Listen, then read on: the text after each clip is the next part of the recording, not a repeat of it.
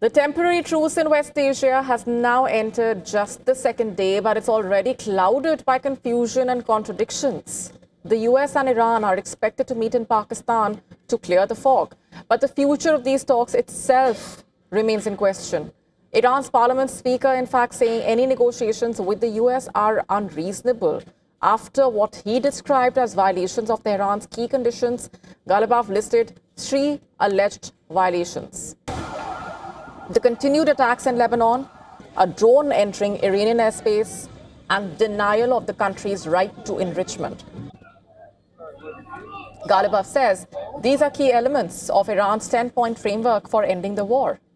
But the US insisting that the 10-point plan being discussed in the media and referred to by Ghalibaf is not the one working framework received by US officials. I've been involved in this. There are 3 different 10-point proposals, at least, that I've seen floating around. The first 10-point proposal was something that was submitted, and we think, frankly, was probably written by ChatGPT, that was submitted to Steve Witkoff and Jared Kushner. That immediately went in the garbage and was rejected. There was a second 10-point proposal that was much more reasonable, that was based on some back and forth between us, between the Pakistanis, and between the Iranians. That is the 10-point proposal that the president was referencing in his Truce yesterday.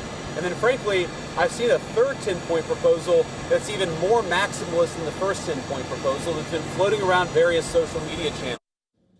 Vance will lead the American delegation for talks, which will also include Special Envoy Steve Witkoff, Jared Kushner. From Iran, Ghalibaf is expected to join the delegation with the Foreign Minister, Abbas Araghchi.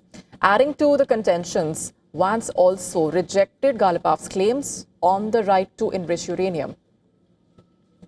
The US Vice President also backed the Israeli narrative that its battle against Hezbollah in Lebanon is not part of the truce.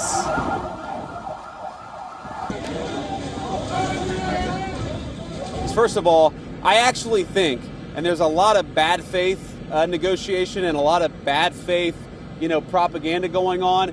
I think this comes from a legitimate misunderstanding. I think the Iranians thought that the ceasefire included Lebanon, and it just didn't. We never made that promise. We never indicated that was going to be the case.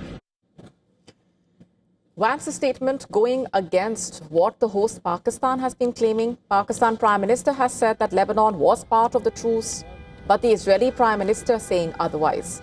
And Vance's support to the Israeli claim raises questions on whether Sharif made the claim without Trump's blessing. And ahead of the talks, Israel has put a question mark over Pakistan's role, saying it does not see Pakistan as a credible player. Israel's ambassador to India, in fact, pointed out that the US states previously used problematic states for its benefits.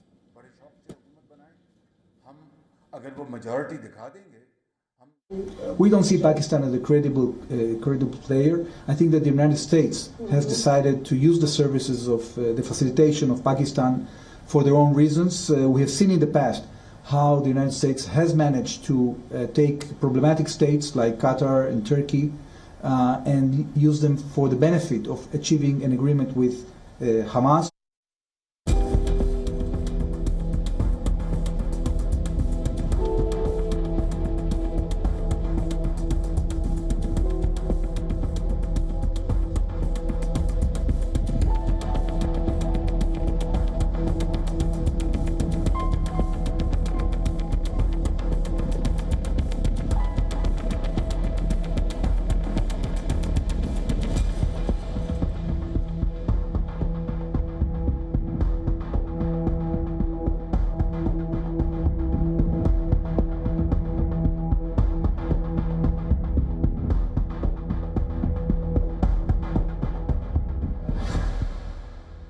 To stay up to speed with the latest news, download the WION app and subscribe to our YouTube channel.